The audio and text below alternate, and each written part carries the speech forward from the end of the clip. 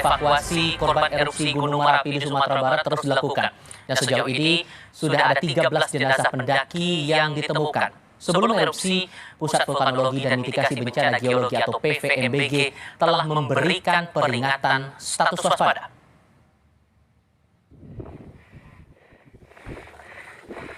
Duka menyelimuti keluarga Nazatra Adzin Mufadal, mahasiswa Universitas Islam Riau yang menjadi korban erupsi Gunung Merapi, Sumatera Barat minggu lalu. Jenazah Nazatra dipulangkan dan dimakamkan di kampung halamannya di Kecamatan Kulim, Kota Pekanbaru, Riau. Korban bersama 7 temannya mendaki Merapi pada Jumat pekan lalu. Keluarga tak menyangka Nazatra menjadi korban bencana.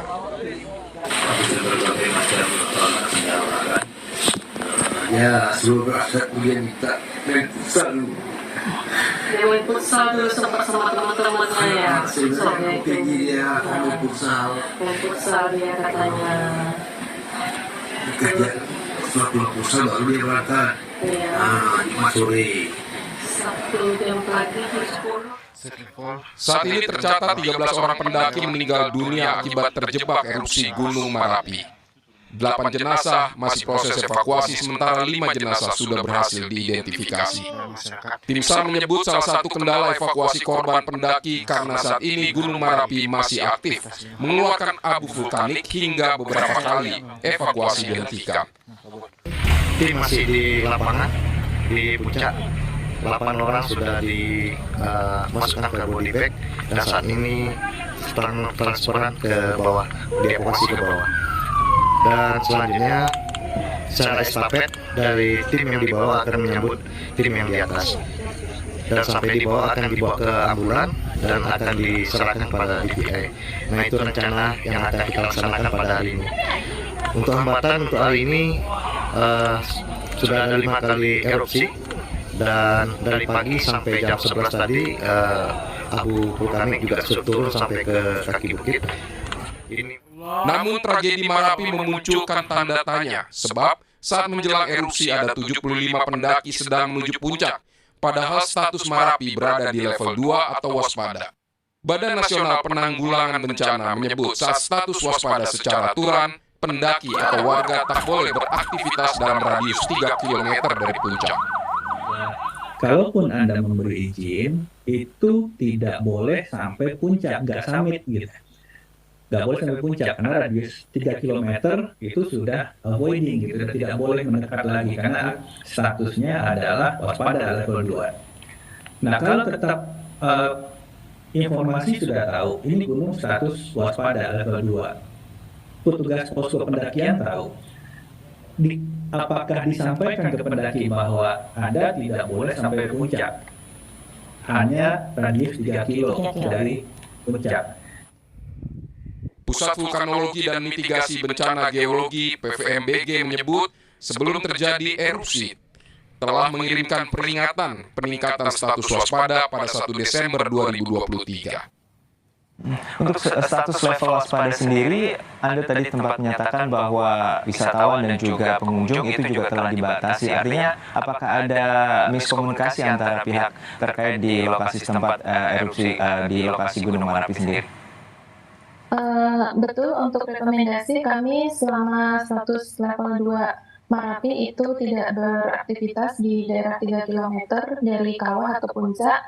Dan untuk laporan evaluasi sendiri kami mengirimkan laporan evaluasi itu 2 minggu sekali untuk level 2 atau gunung api status waspada. Terakhir dikirimkan hari apa, Bu? Atau pekan lalu? Tanggal 1 Desember itu kami sudah tanda tangan pengiriman, kemudian tanggal 2 disebarkan ke stakeholder. Upaya pencarian dan evakuasi para korban masih terus dilakukan. Evaluasi juga perlu dilakukan agar tidak terulang lagi tragedi di negeri yang memiliki banyak gunung api ini.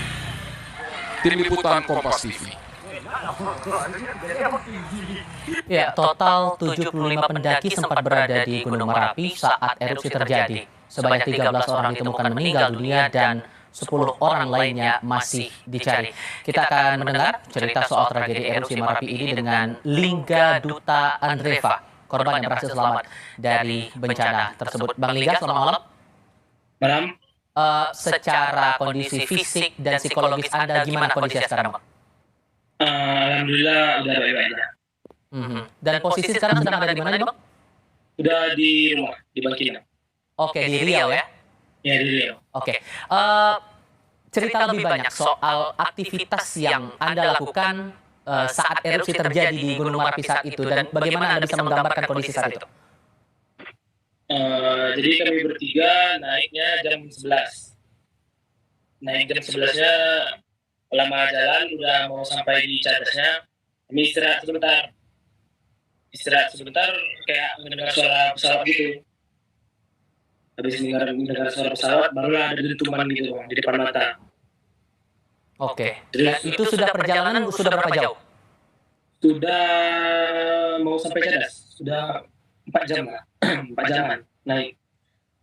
Oke. Dan setelah itu apa yang dilakukan?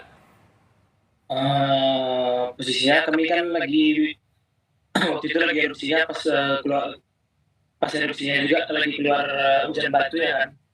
Jadi kami berlindung di jalur tikus namanya. Dan barulah terjadi erupsi itu, dan gimana cara Anda bersama dengan dua teman Anda yang lainnya untuk menyelamatkan diri kali itu?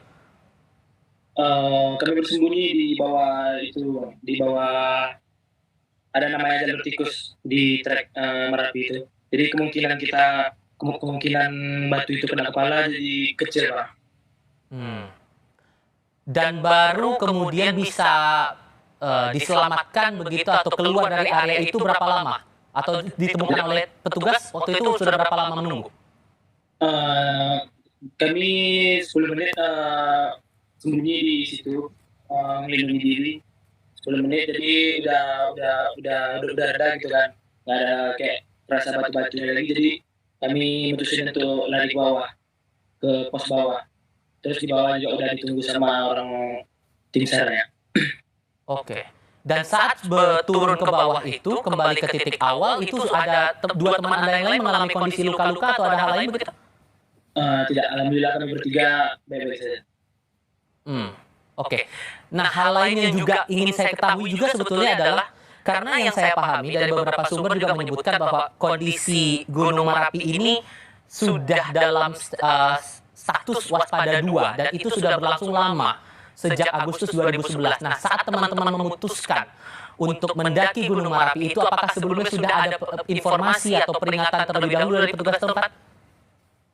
Dari petugas tempat sih mungkin ada, tapi kami yang kayak nggak tahu gitu mungkin. Waktu itu pemberitahuannya dalam bentuk gimana bentuknya? Di akun official, akun Merapinya. Pemberitahuan lisan dari petugas bahwa kondisi gunung seperti ini, lalu harus waspada, adakah peringatan-peringatan itu? Kalau dari saya nggak tahu, tapi kalau dari teman-teman lain mungkin ada. Saya sendiri nggak tahu. Jadi yang tahunya kami kayak gunung itu aman, kayak orang banyak mendaki kan, jadi otomatis kami juga ikut mendaki juga karena mereka tahu aman gitu kan, tapi nggak tahunya kan bencana. Ini pengalaman Anda mendaki gunung pertama kali atau sebelumnya juga sudah pernah melakukan hal yang sama? Mendaki gunungnya udah lumayan sering, tapi yang pengalamannya yang ini yang baru gitu. Ini baru pertama, sebelumnya sudah pernah mencoba gunung aktif yang lain begitu di tempat yang berbeda? Sudah di tempat berbeda, tapi yang ini yang baru kena bencana. Oke. Yang juga menjadi menarik di sini adalah proses evakuasi waktu itu.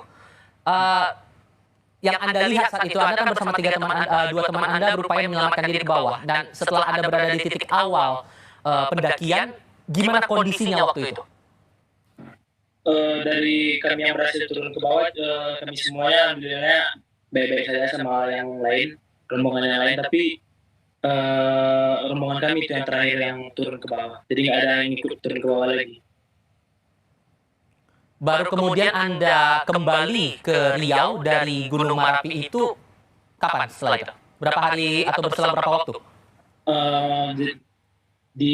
Kan kami turun kan, di data sama tim SAR dibawa ke kantor desa di situ kan, di data juga apa segala macam. Jadi kalau sekiranya kondisi sudah aman, kata orang sana, kalau mau pulang dibolehin pulang, tapi kalau belum aman di sini aja dulu gitu.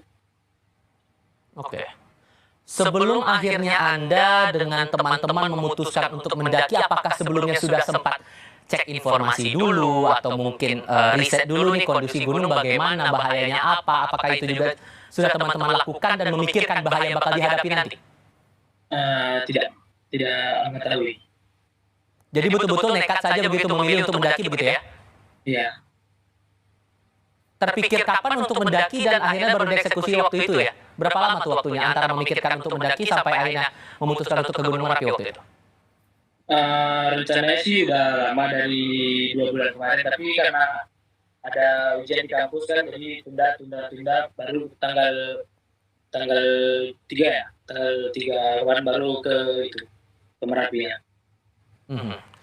Tentu ini jadi pelajaran juga ya bahwa kondisi alam kita tidak bisa memperkirakan begitu. Nah, kalaupun kemudian Anda memutuskan untuk berikutnya bakal coba mendaki lagi di gunung aktif yang lain, kira-kira apa pelajaran yang bakal dipetik untuk bisa dijadikan pelajaran buat berikutnya dan mungkin juga untuk para pendaki lain, kira-kira apa yang harus diperhatikan? Mungkin dari saya sendiri ya lihat dulu gimana kondisi gunungnya, aman didaki atau nggak didaki. Kalau yang nggak aman jangan dulu gitu kan. Oke. Yang pasti kita berharap untuk 10 korban lainnya masih dicari untuk segera ditemukan dalam kondisi apapun. Terima kasih Bang Lingga sudah mau berbagi cerita bersama kami di Kompas TV. Sehat selalu, semoga pulih kondisi fisik dan psikologisnya.